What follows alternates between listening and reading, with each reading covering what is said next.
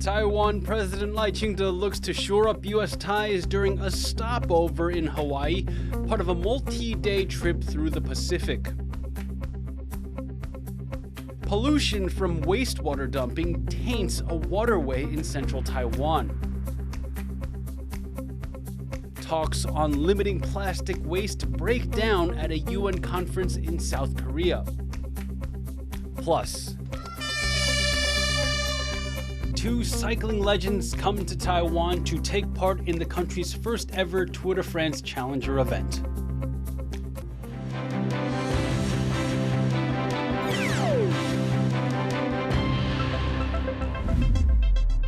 A warm welcome to TaiwanPlus News. I'm Liao.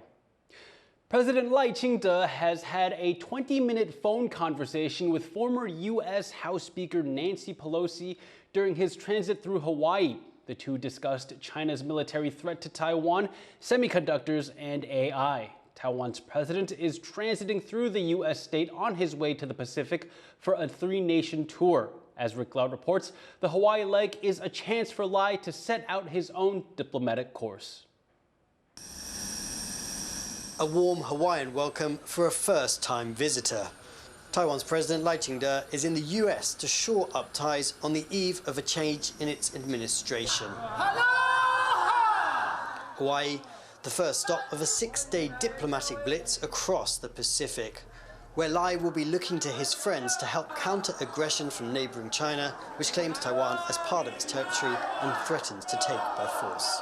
Peace is priceless, and war has no winner. We have to fight together to prevent war. Taiwan relies on US backing to help maintain its delicate status quo. The self-ruled island nation, unrecognised by most of the international community, including the US, which, regardless, is friendly with Taiwan, supplies it with the weapons it needs to defend itself from China's threat. In Hawaii, Lai hopes to maintain this arrangement as the presidency switches to Donald Trump, who has said Taiwan should be paying more for its protection.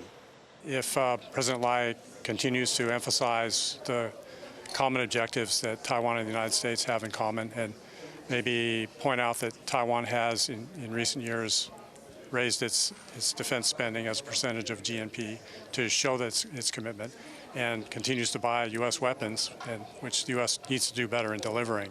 I think these are strong indicators of a desire to do that all that Taiwan can for its own defense. On his whistle-stop tour of this state, Lai has been presenting Taiwan as a worthy partner in its own right, highlighting common ground between Pacific Island communities. Buried inside this mountain is Hawaii's Emergency Operations Center, and it's from here that any response to a major disaster would be convened. Hawaii, like Taiwan, faces a range of natural disasters like earthquakes, and Taiwan's President Lai Ching-te has come here to share his country's experiences and techniques in facing up to natural disasters.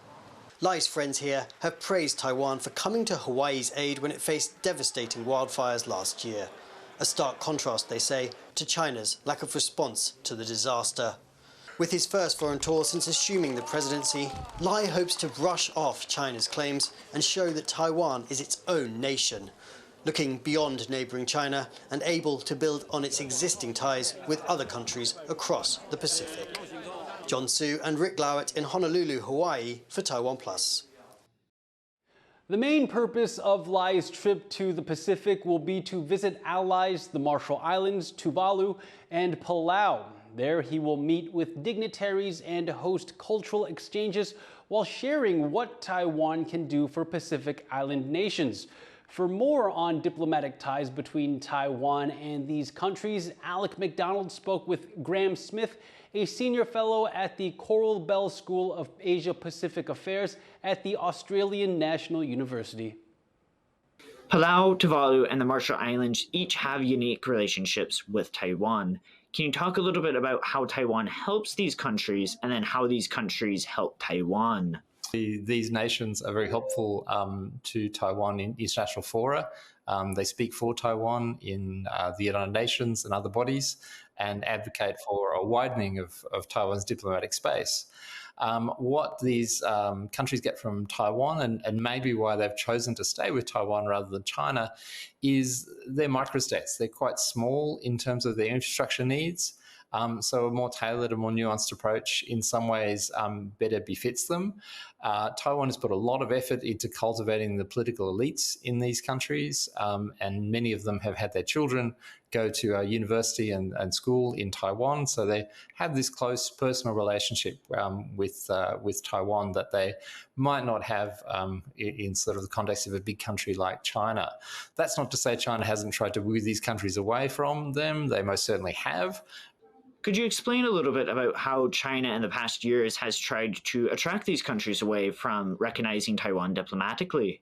So China operates in different ways in all the different countries. One of the more unusual strategies it's used both in Palau and in the Marshall Islands is it's tried to work through what might be called the grey zone. So people who are businessmen but also have criminal links, and the most prominent would be this guy called Broken Tooth Wan, or Broken Tooth Koi, who appeared in Palau and tried to set up a casino, of all things, claiming that he had a casino license and that, basically it was full steam ahead for investment in Palau from China. So this is an interesting thing they've tried.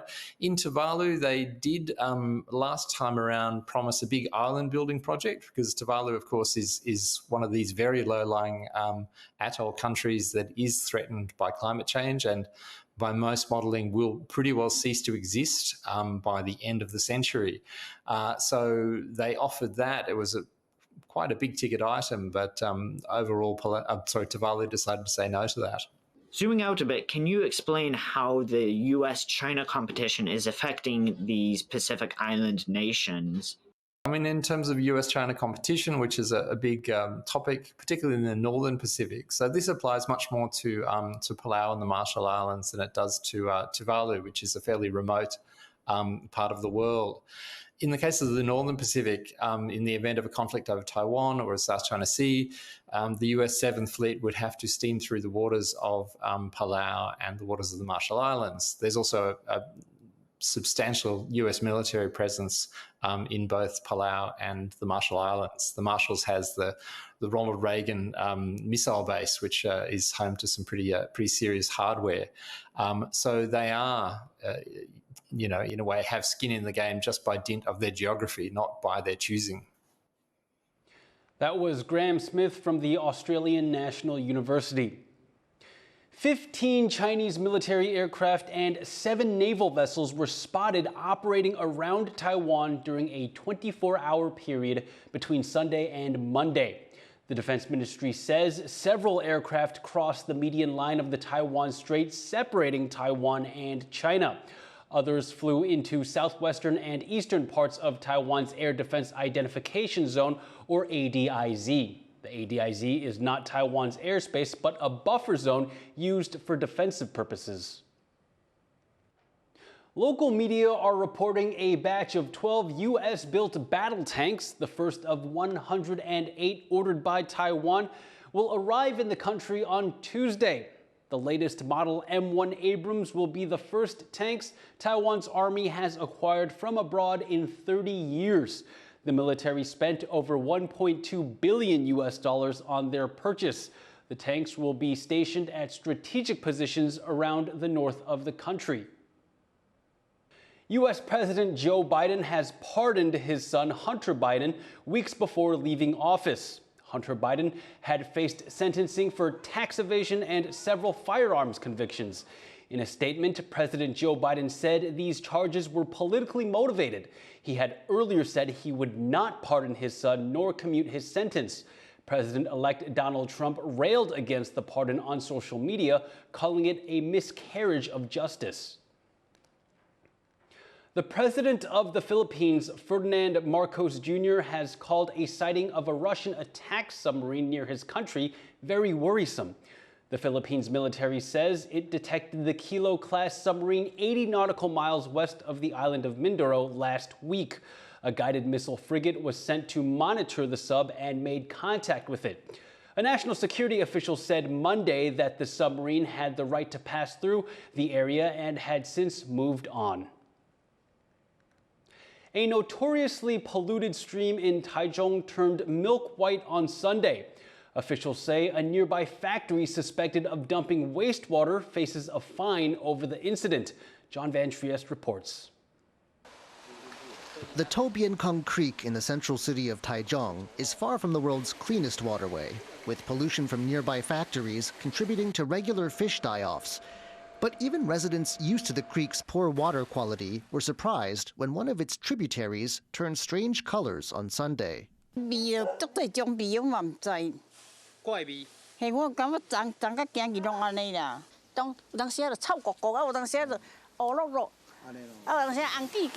By the time inspectors arrived, it was milky white. They took samples for testing and placed oil-absorbent booms in the water to keep the pollution from spreading, a serious concern for locals.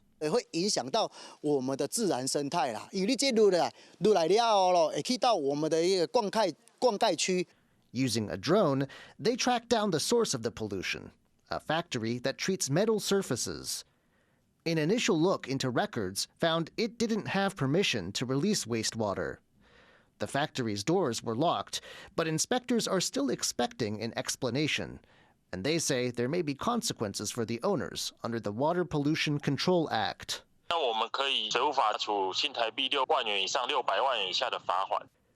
The factory may even get shut down.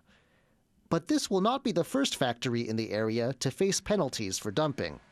Fish die-offs between January and March led to investigations that ended with a collective $46,000 fine on 12 factories here. Yet again, inspectors find themselves trying to deter a destructive practice and save an important waterway under pressure. Patrick Chen and John Van Trieste for TaiwanPlus. Negotiators from more than 170 countries failed to reach a deal on reducing plastic waste at a United Nations meeting in Busan, South Korea. A deal was expected following the fifth round of talks, but people involved say at least some guidelines may have been reached for another round. Chris Gorin has more.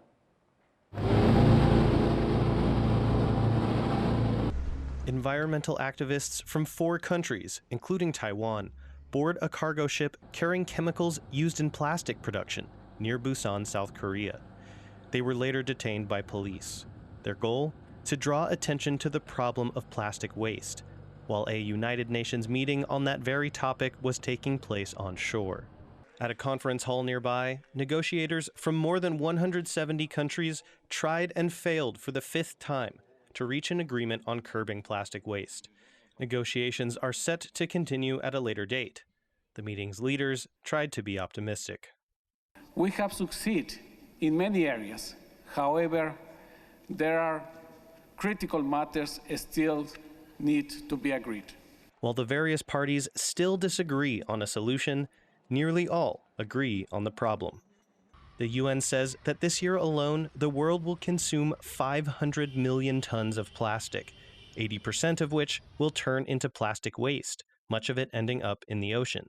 If nothing is done, the amount of annual plastic waste is on track to triple by 2060. Over 100 countries supported a proposal by Panama that would have set global targets limiting plastic production. However, a handful of developing and oil-producing countries, including Saudi Arabia, rejected the idea, saying efforts should focus on fighting plastic waste, not plastic production. Every day of delay is a day against humanity.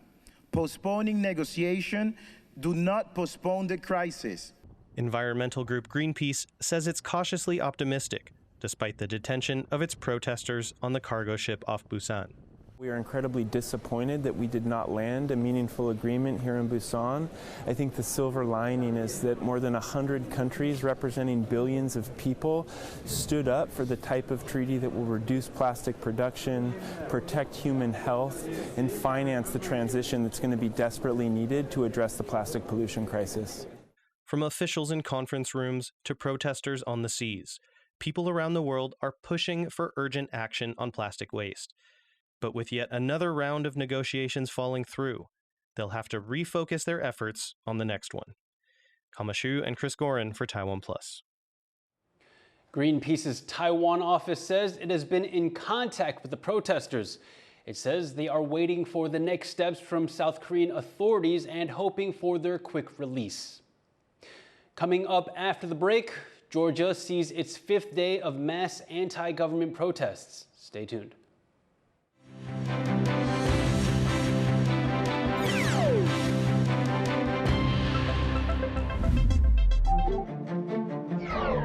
Hello and welcome to Taiwan Talks. I'm Inka Vat. Today we examine China's engagement with Africa. So, unfortunately, this very aggressive form of cultural revolution-like politics in China seems to be moving forward in this modern era. This grave injustice is happening. The issue is, what can the U.S. do to help strengthen Taiwan? We need that kind of mindset to prepare for the warfare. What implications does this have on Taiwan and the region as a whole? Just like Ukraine right now, you need people to understand we're doing this for our own country. Reaffirmed our support for the Taiwanese ability to make their own decisions about their own future. It's very hard to duplicate in the short time. Taiwan still can continue being the leading position if we put efforts on R&D. And you are riding on a wave. This is exactly the time you need to double down. Or I did not realize I am actually running to be the first Asian woman in the state senate. Our next generation, they can see Asian American is as equal and have the same platform. Taiwan Talks provides a platform for the voices and perspectives that are shaping our country.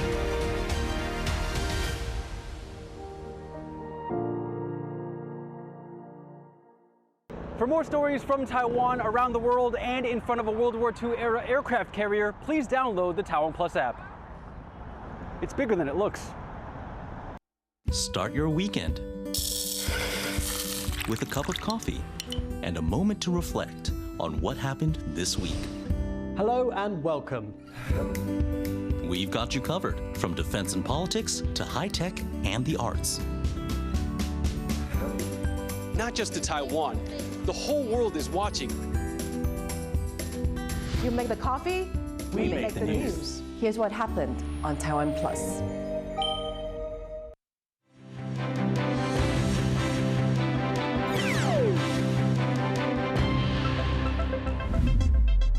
Welcome back. You're watching TaiwanPlus News. At least 25 people have been killed in Russian and Syrian government airstrikes on rebel-held areas in Syria, according to volunteer rescue group the White Helmets. The opposition-run rescue service says 10 children were among those killed in strikes on rebel-held areas in Idlib and Aleppo. Rebel forces fighting Syrian President Bashar al-Assad's regime seized control of Idlib province and advanced into parts of Aleppo in a surprise attack earlier in the week. The attack marks the most significant escalation in the war in Syria since 2020. At least 19 people are dead in Sri Lanka and southeast India after a cyclone brought record-high rainfall to the region. Cyclone Fengal made landfall in India on Sunday, flooding roads and submerging cars in the country's Tamil Nadu state. According to Indian weather officials, Puducherry city recorded its heaviest 24-hour rainfall in 30 years. The storm is expected to continue bringing torrential rains as it moves west. Nationwide protests are entering a 5th consecutive day in Georgia as anger grows at the government's decision to freeze EU membership talks. Rosie Greninger reports. Fireworks launched at police in the Georgian capital, Tbilisi, as anger grows at the government's decision to halt talks for the country's integration into the European Union. Demonstrations are entering their 5th day. I'm here for a very simple reason, to defend my European future and the democracy of my country. We've attended elections, it was clearly rigged, and we've done everything in our power so far to show that we desire a European future. So right now, we're going to defend ourselves, our country, our people, and most importantly, our future. Gathered outside Parliament, thousands of demonstrators were met by riot police firing tear gas and water cannons. At least 150 people have been arrested. and the discontent has spread among the country's nearly 4 million people, with protests erupting at least 8 other cities and towns. Tensions have been rising since the Georgian Dream Party was re-elected in parliamentary elections in October. That victory was contested amid allegations the vote was rigged. The Georgian Dream Party has been accused of pursuing increasingly authoritarian and pro-Russian policies, and opposition leaders say the recent EU policy shift is further evidence of that. Georgia's ceremonial head of state, President Salome Zurabishvili, is standing by the opposition and the protesters, saying the resistant movement has begun. მოგესალმებით. ძალიან მეამაყებით. მეამაყება საქართველო. შედგა ეროვნული თანხმობა მთავარზე. რომ არ შეიძლება რომ ვინმე მწართვას საქართველოს დამოუკიდებლობა, რომ არ შეიძლება რომ ვინმე დააბრუნოს საქართველოს რუსეთში, რომ არ შეიძლება რომ ვინმე მწართვას საქართველოს თავისი ნება და თავისი ევროპული მომავალი. Declaring the country's new parliament illegitimate, Zurabishvili vowed to stay in office when her term ends this month, saying they have no right to name her replacement. She has promised to step aside if a free and fair vote is held to choose a Georgian leader, asking the Constitutional Court to annul October's election victory. Opposition parties and some Western governments have also called for a redo, but the country's newly elected Prime Minister has rejected the pressure, saying he will not allow the pro-EU protests to lead to a revolution. ჩვენ გამოვიარეთ ამ წლების განმავლობაში, მარტო ამ ბოლო 4 წლის განმავლობაში გარედან დაგეგმილი და დაფინანსებული რევოლუციის ორი მცდელობა. თუმცა ორივე ჩავარდა. დღეს ოპოზიციის რესურსები არის კიდევ უფრო მეტად წირი, აქედან გამომდინარე რევოლუციის ვერც მესამე მცდელობა ვერ შედგება, საქართველოში ვერ შედგება, რა თქმა უნდა. The leader has called on the president to vacate her post and said that protesters who violate the law will be met with severe consequences. But despite that warning, protesters here are vowing to stay on the streets, fighting to protect their democracy and what they see as the country's European future.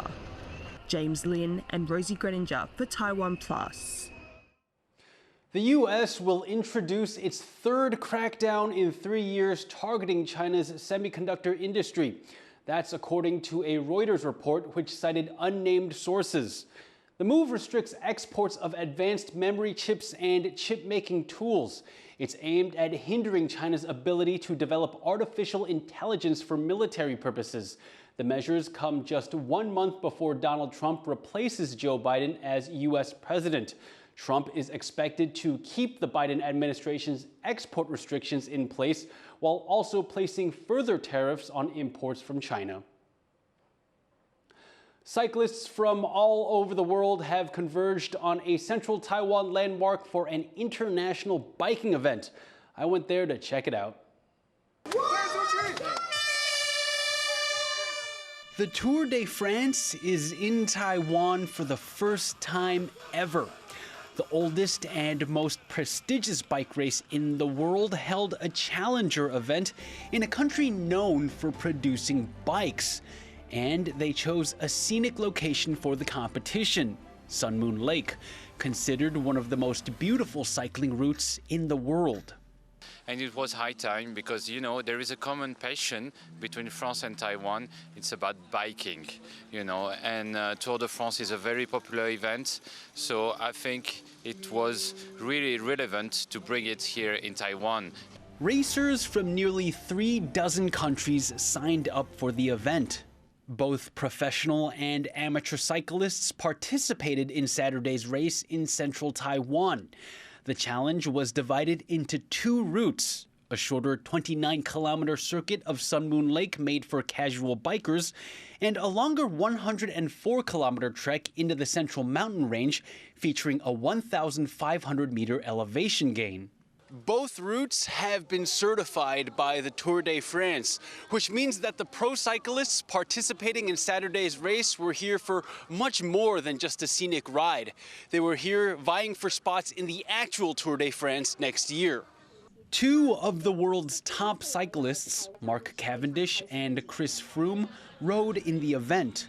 For Cavendish, it was his first time in Taiwan. It was beautiful. It's hilly. There's some long climbs here, and but it was a great place to ride a bike. We got here last night and we saw the sunset over the lake, and it was one of those sunsets I had to get my phone out and take not just a picture but a video because it was that beautiful, you know. Meanwhile, this is Froome's second time in Taiwan, but his first time biking around Sun Moon Lake. I didn't really know what to expect, but I just had no idea it was that beautiful, to be honest. The scenery, the topography, the roads, I mean, it was great. It was such an enjoyable route this morning. This is the first time Taiwan is hosting a Tour de France event, but officials are hoping it will be the first of many. Regardless, Taiwan's first Tour de France Taiwan Challenge seems to have won the hearts of two cycling titans and many more. Andy Xue and Leslie Liao for TaiwanPlus. And we'd like to thank you for watching TaiwanPlus News. You can visit the TaiwanPlus website or follow our social media for more stories from Taiwan and around the world. Finally, check out this Disney-themed parade in Chile's capital, Santiago, kicking off the Christmas season. I'm Leslie Liao. Take care and see you next time.